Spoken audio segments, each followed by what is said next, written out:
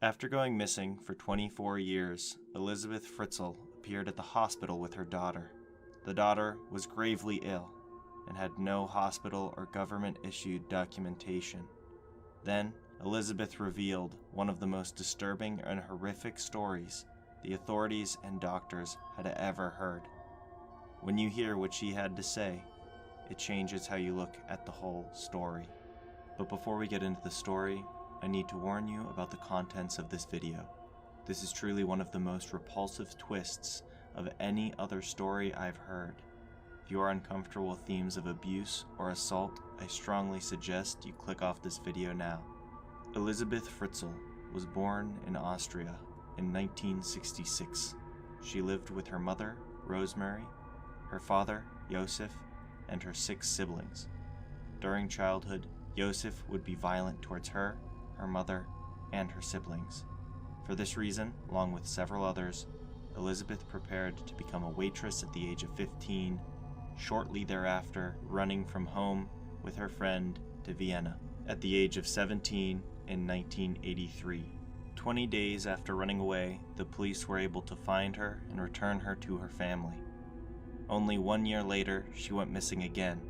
Her mother filed a missing persons report right away.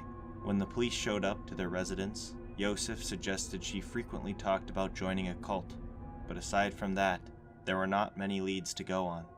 The police spoke with several others, including some of her friends, but without much evidence or direction, the case went cold quickly.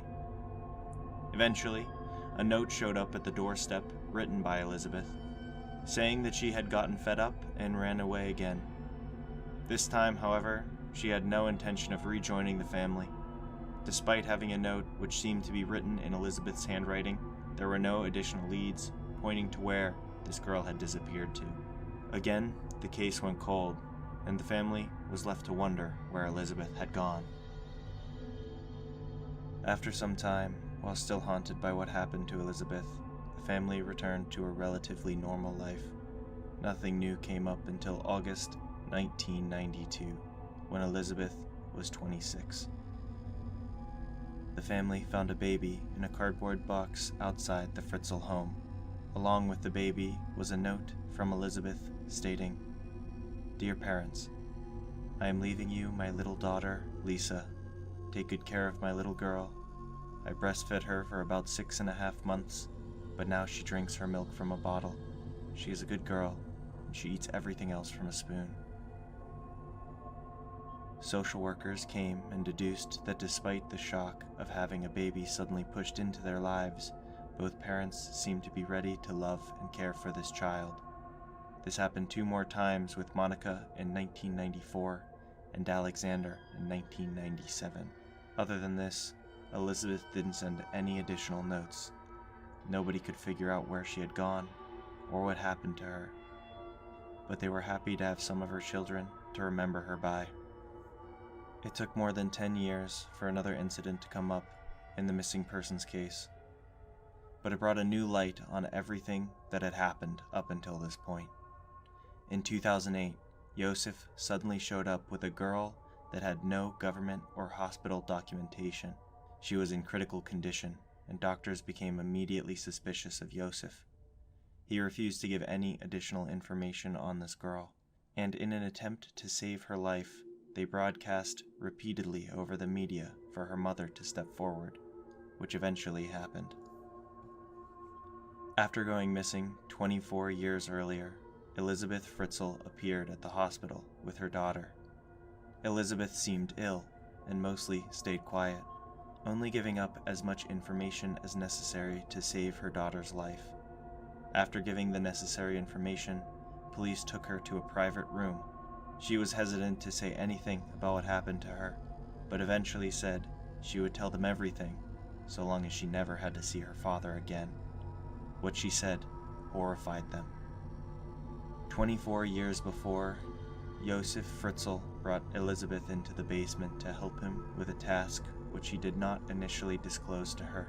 It was to help carry some supplies into the bomb shelter that he recently finished building. Building a bomb shelter was normal at this time because of the Cold War, but immediately after she entered, Yosef pinned her to the ground and pressed an ether-soaked cloth to her face. She blacked out and woke up in a small, soundproof dungeon constructed specifically for her. She was chained to the wall in a room which was barely big enough to hold the bed that resided with her. To her left was a second, equally small bedroom. In front of her, a tiny kitchenette-bathroom combination. There were no doors, there was no privacy. Her father would visit her often, no less than 3 times a week, giving her supplies and abusing her. The entire time she was in the dungeon, her father took advantage of her, controlled her life, and tried to have as many children with her as he could. She gave birth to 7 children in that basement, 3 of which eventually lived upstairs, while the other 3 lived their whole life in that dungeon together. The last was put in the incinerator by Yosef.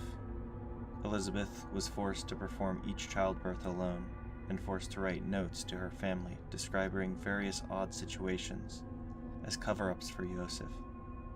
Despite the abuse, Elizabeth said that she loved her children, and they were the only things that kept her hopeful while she was trapped in the basement. If Elizabeth or her children didn't listen, Yosef would often punish them for days with threats such as starvation or violence or similarly repulsive acts.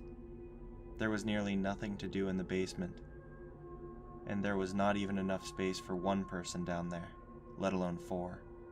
All of them were lacking serious nutrition and needed to go through some kind of therapy to get over it. Yosef was sentenced to life in prison. What he did was so terrible, even the prisoners were disgusted by him. Shortly after getting imprisoned, other prisoners began beating him up so badly that he had to be kept away from the general population. He is considered eligible for parole in 2023, next year. Many were confused how no one else in the house ever suspected what was going on just below their feet. After intense questioning, it was deemed that they were not responsible for any of the crimes committed. Not only was it believable for Yosef to be working many hours in the basement prior to these events, but they were also scared of him due to his abusive nature. Elizabeth and her children were given new identities by the government and are now able to live normal lives. Both the original house and the basement that held such horrors exist to this very day.